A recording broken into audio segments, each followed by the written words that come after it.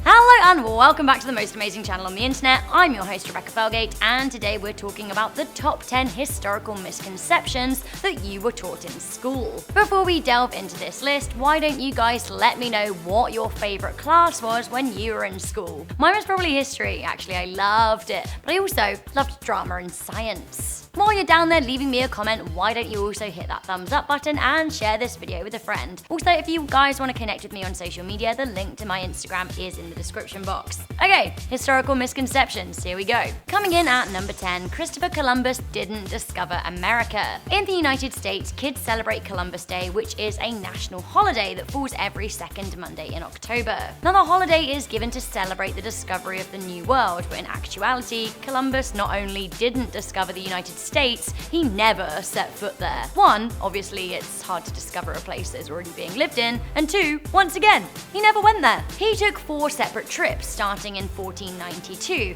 and the first trip saw him land in the Bahamas, and after that he explored Central and Southern American coastlines. There is some evidence to suggest that actually the first explorer from the east to discover the shores of the States was a Norse explorer called Leif Erikson. Nonetheless, Chris still gets his own day. Does this guy deserve a holiday? No, he doesn't.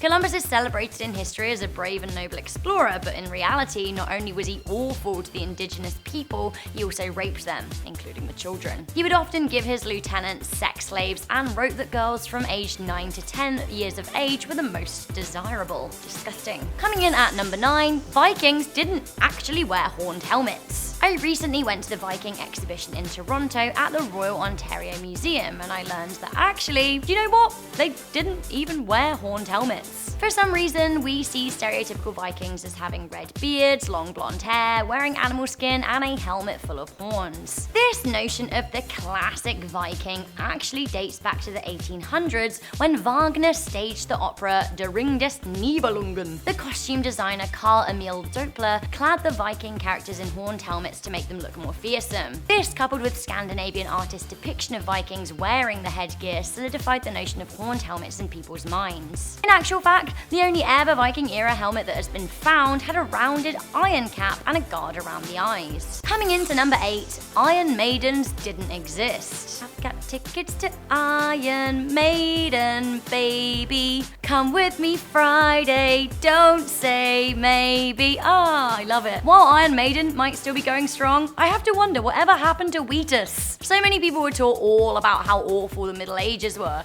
Inbreeding, poor sanitation, terrible dentistry, and savage torture. While it is true that people were killed in nasty ways, the rumors about the Iron Maiden device simply aren't true. Iron Maidens were said to be coffin-like boxes with nails in the bottom and the top. Now, people were supposed to have been slotted in the middle, the box was shut, and then, well, barbecue skewered everywhere. People were pierced and they were left to bleed out, apparently. Now, to me, this just sounds like classic medieval brutes at work, except it wasn't true. In 1793, Johann Philipp Siebenkees reported an Iron Maiden being used to execute a coin forger on August the 14th, 1515. However, this was some original fake news. After the instrument was reported, life imitated art, and a replica torture device was made in the 1800s. In itself, it became a relic. Saddam Hussein even had one made to torture Iraqi Olympians who didn't perform well. Hands up if you're glad he's dead. Coming in at number 7, George Washington's teeth weren't made of wood.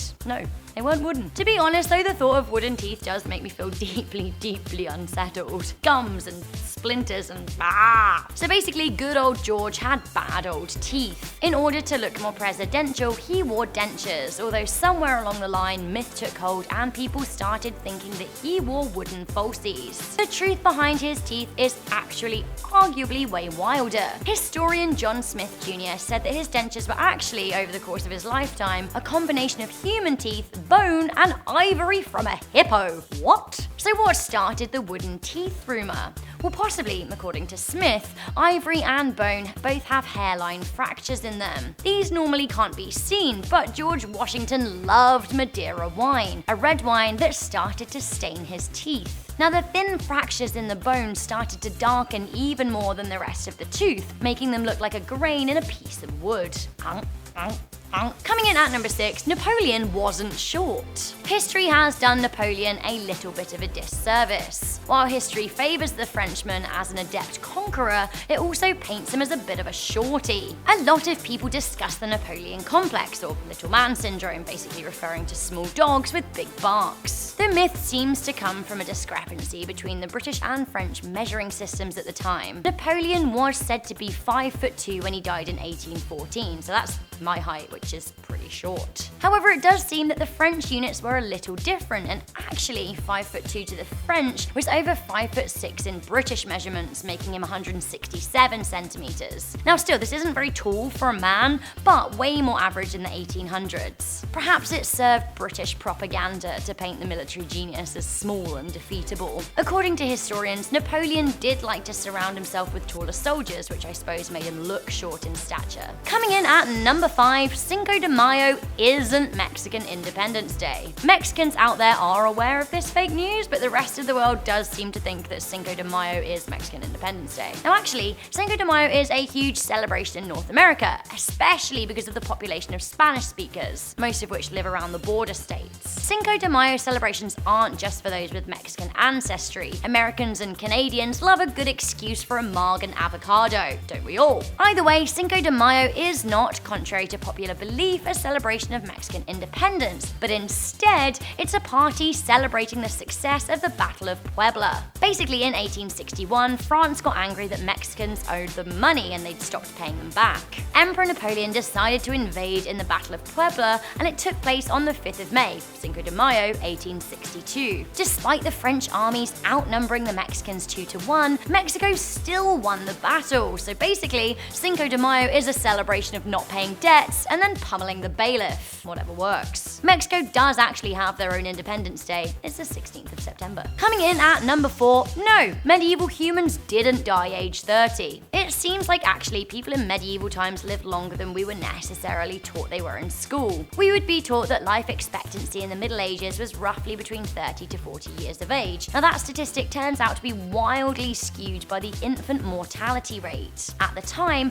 around 50% of people died before the age of 10. I think this is why people had so many children, because basically only half of them were expected to live. With the mortality rate bringing down the average age, while it's accurate to say that of all the people born in medieval times, the average lifespan was 30 to 40, those who did manage to avoid infant mortality and live on to adulthood were much more likely to live until they were 60. Yes, things like illnesses and disease were wider spread and workplace accidents were more likely to occur, but a human's biological clock did not stop in their late 30s. This came as a shock to me. At number 3, vomitoriums are fake news. So apparently the Romans didn't have lavish feasts in which they would eat until they were sick and then eat some more. I mean, they might have been sick because they were so sloshed, but they didn't have rooms for vomiting. That's right, it is time to purge this myth. While Romans have continually been referred to as opulent gluttons, there is actually no evidence to suggest they had special rooms for vomiting. While the word vomitorium was around in Roman times, it actually refers to a passageway in an amphitheater that allowed crowds to spew forth. Those funny Romans definitely had a way with words. Roman writer Seneca did say that slaves would clean up after the vomit of drunks at feasts, which is probably where the reality and myth were confused. Over time, the word vomitorium and the idea of Roman lavishness were merged. Coming in at number 2, the Great Pyramids of Egypt weren't built by slaves. Any of us who have studied a little bit of Egyptology are probably aware of this supposed fact,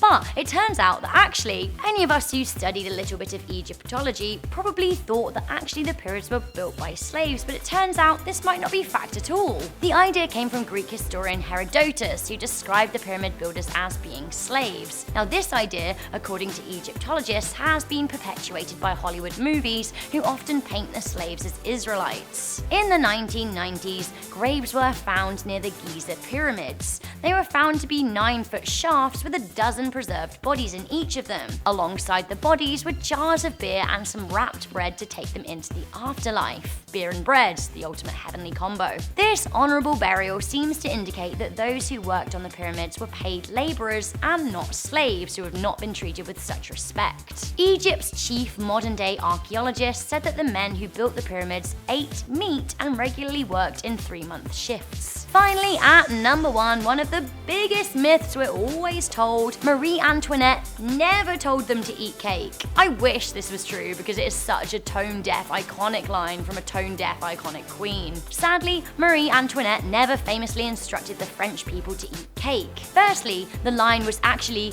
"Qu'il manger de la brioche," which means let them eat brioche. Brioche, of course, is a sweet cake-like bread, but not a cake. As a food lover, it really is important to differentiate between the two. A cake, for me, hits the spot. Brioche, meh, it's just a breakfast. Secondly, there is some doubt as to whether she even said that at all. While historians agree that the French queen consort was an ostentatious fool, they don't agree on her delivering the callous phrase. Historian Lady Antonia Fraser says that despite her lavish lifestyle, Marie was a sensitive queen towards the population of France. Others highlight that actually the let them eat cake story was a bit of an urban legend of the day. Marie Theresa, a Spanish princess who married into the French royalty in 1660, was said to have suggested that the French people eat the crust of the pâté. Now, this was long before Antoinette was said to have delivered her brioche line in 1789. Again, philosopher Jean-Jacques Rousseau told the pâté story about a princess who uttered the words, but he wrote this in 1766 when Antoinette was just 10. While this is a good story, it seems unlikely that Marie Antoinette ever said the words so infamously assigned to her character.